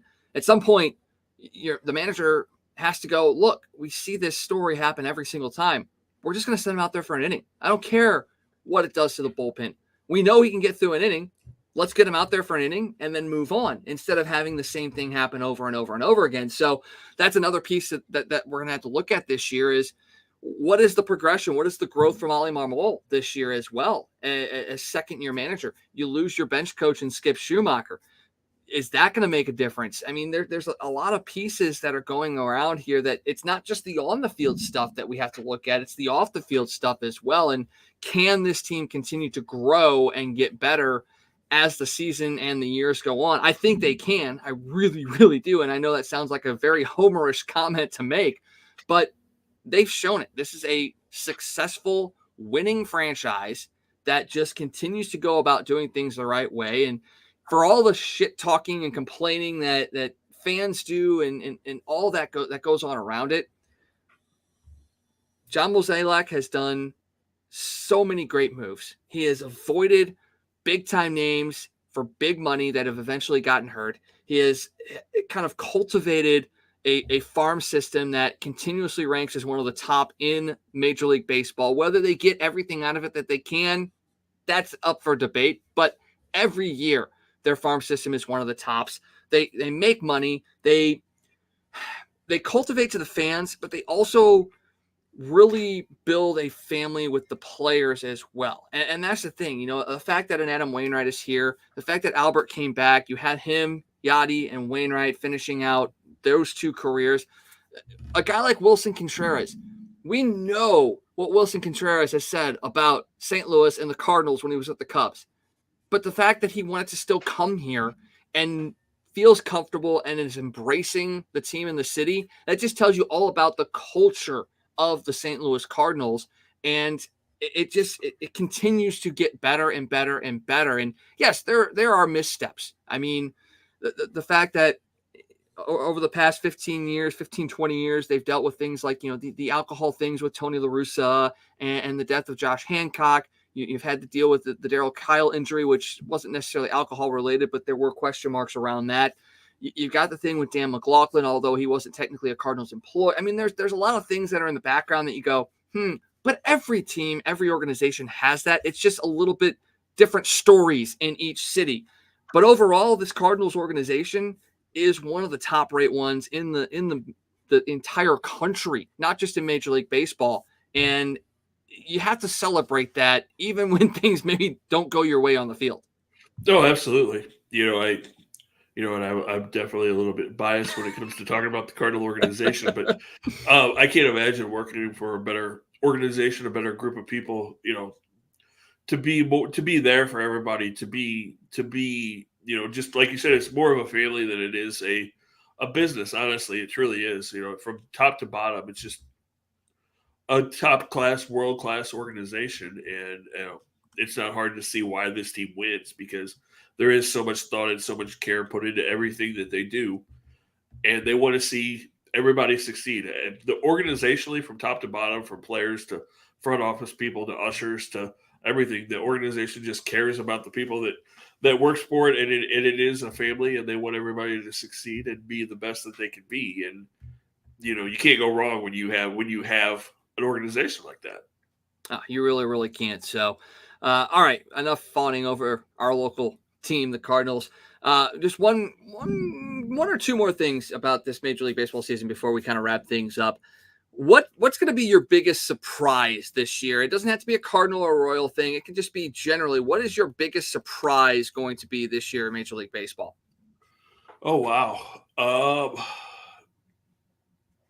Surprise. Huh. I know we didn't really talk about this before the show, so this is kind of one of those, like, throw it out there. Yeah, I'm not sure what my biggest surprise is going to be. I think the biggest question going into the season, the thing that I'm going to pay the most attention to, is how the new rules work with the pitch clock and the bases and all of those different things, how that all plays out, how players adjust, how quickly fans adjust to all of those things, and how it works. I think that's the biggest, is my biggest key to the whole season, is just how these new rules are implemented and how it all works out, and how people adjust to that. I think for me, surprise is going to be that you're going to see the most steals overall in the league that you've seen since the 1980s. I think that's going to be the number that people are going to be like, whoa, I did not expect this many steals to be completed in this season. And yes, once again, that's going to be part of the rule changes. The fact that you can only throw over X amount of times, you can only step off X amount of times, you can only take time out at the plate once. I mean, there's a lot of pieces that go into that as well, the bigger bases. And then if you have now, part of the reason I say that is because MLB has started to release these like little short videos about the rule changes, and they got players involved in it, and they're actually pretty funny. And the one I thought was the best was the Vogelbach one with the Mets with the bigger bases. He's out there going, I'm going to steal a base. And Buck Showalter's like, he's not going to steal a base. No, he's not. I'm not watching. So, MLB is embracing it, but here you go. Here's your shock stat of the season. Vogelbach is going to have a steal, first time in 7 years that he's going to pick one up. You might be right. It'd be fun to watch him go. It'd be kind of like when Bartolo Colon hit a home run. It's kind of the same fan reaction, I think, right? Oh, it's going to be epic. I mean, when you see him go out there and complete the steal, yeah, it's going to be epic to see the reaction for that as well. So, I think that's going to just about do it. I think the fact that we've gone almost 2 hours talking about baseball and really being surprisingly positive about everything in a sense. Yeah, we didn't really complain about a thing. It's hard to imagine. And that's the thing. Like, over the last couple of years, there has been something in a sense to complain about, whether it's, strikes or contract negotiations or TV deals or any of that kind of stuff. I guess the one negative thing you can talk about is the fact that, these RSNs are going under. So how are things going to play out when it comes to being able to see games this year? Obviously, it sounds like, because of litigation and how the bankruptcy system works, the baseball season will get in and everybody will be able to watch it on, Bally's or whatever network that you're watching it on this year. But what's that going to do for organizations going forward? I mean, it's going to be a real effect on payroll. We know that that's been talked about. Obviously, there are some teams that have their own networks. We're talking about the Yankees and the Mets and the Cubs, just as some of the examples. Is that something that we could see some of these mid to high market clubs going? And if that's the case, what does that do to some of the smaller market teams as well? Do they maybe piggyback on some of these high market teams, or are we getting into a part where maybe, and I don't want to say that word, but could we be seeing some sort of, late 90s, early 2000s form of contraction? I don't know how it's going to be really interesting to see how this plays out. I don't think there's enough teams. There's a few teams that can have their own network. I think the Cardinals could make it work if they really wanted to. But, coming up with 24-hour programming, that's not the easiest thing to do. And if you're like the Reds and the Pirates, how do you make that work? Or the Rays, 24 hours of Tampa Bay Rays baseball. So I'm not really sure how that's going to work. It sounds like baseball's got an idea of what they're going to do. I've heard the DeWitt say a couple of times they think it's really going to fix a broken thing. So, hopefully they come up with a plan. Obviously, everybody's saying it's not going to affect television viewing this season. So hopefully they get a good plan and we have it all figured out by the time we get into next year. Yeah, it's going to be something to definitely watch as this season goes on, because it's not only affecting baseball teams, it's affecting the NHL in a sense, and not the NFL or the NBA, but it is affecting some of these bigger sports leagues. So definitely something that bears watching as we go. Well, we gave you our picks. We told you who's going to win the divisions, who's going to win the World Series, the different awards that are put out every year. We want to hear from you guys. So make sure you head over to our social media pages, The Toasted Tavern, and give us your predictions on who's going to win the divisions, who's going to take the World Series, where you think the Cardinals are going to fall in all of this, and where the Royals are going to fall in all of this as well. We'd love to hear what you guys have to think, and definitely excited for the season to start coming up here on Thursday. Make sure you stick with our social media pages as well as we start to unveil new shows, new episodes that are going to be coming out here in the next couple weeks as well. And make sure you check out our friends as part of the Gateway City Sports Network as well. They've got a bunch of great shows and content going out as well. We want to thank them for kind of partnering up with us to get all of our stuff out there as much as we possibly can. Scott, any final thoughts before we head out tonight? Nope, just everybody enjoy this first week of baseball. If you get a chance, get out to the ballpark. It's going to be a fun weekend. There's a lot of good giveaways at Busch Stadium this week, so get out and enjoy some baseball if you can't get in front of a television, because all of the opening day ceremonies will be on TV. But let's get ready for baseball. It's one of the best times of the year, first week of the season. I got one message that's coming in real quick from our group. Choosing Naughton and Thompson for the bullpen meant optioning JoJo Romero and Genesis Cabrera to Class AAA Memphis as the Cardinals explore ways to free an open spot on the 40-man roster for rookie outfielder Jordan Walker. They are contacting other teams to gauge trade interest in their lefty relievers at the AAA level. That's per Derek Gould. I want to thank Josh Brown for putting that out in our Gateway City Sports group. That's an interesting development. Yeah, that is. It doesn't totally surprise me. I kind of thought something along those lines may be brewing. So it'll be interesting to see if a trade like that comes along. Yeah, still plenty of action that can happen before opening day on Thursday. So once again, thank you guys for joining us tonight. I hope you guys enjoy opening day. Make sure you come back for the next episode of Toasted Tavern. For Scott Tobin, I am Wags. Thanks again for joining us. We'll see you guys here in the very near future. News, catch the Toasted Tavern with Scott Tobin and the man called Wags weeknights at 9 p.m. You can follow Toasted Tavern on Facebook, Twitter, Instagram, and YouTube. Let's get toasted.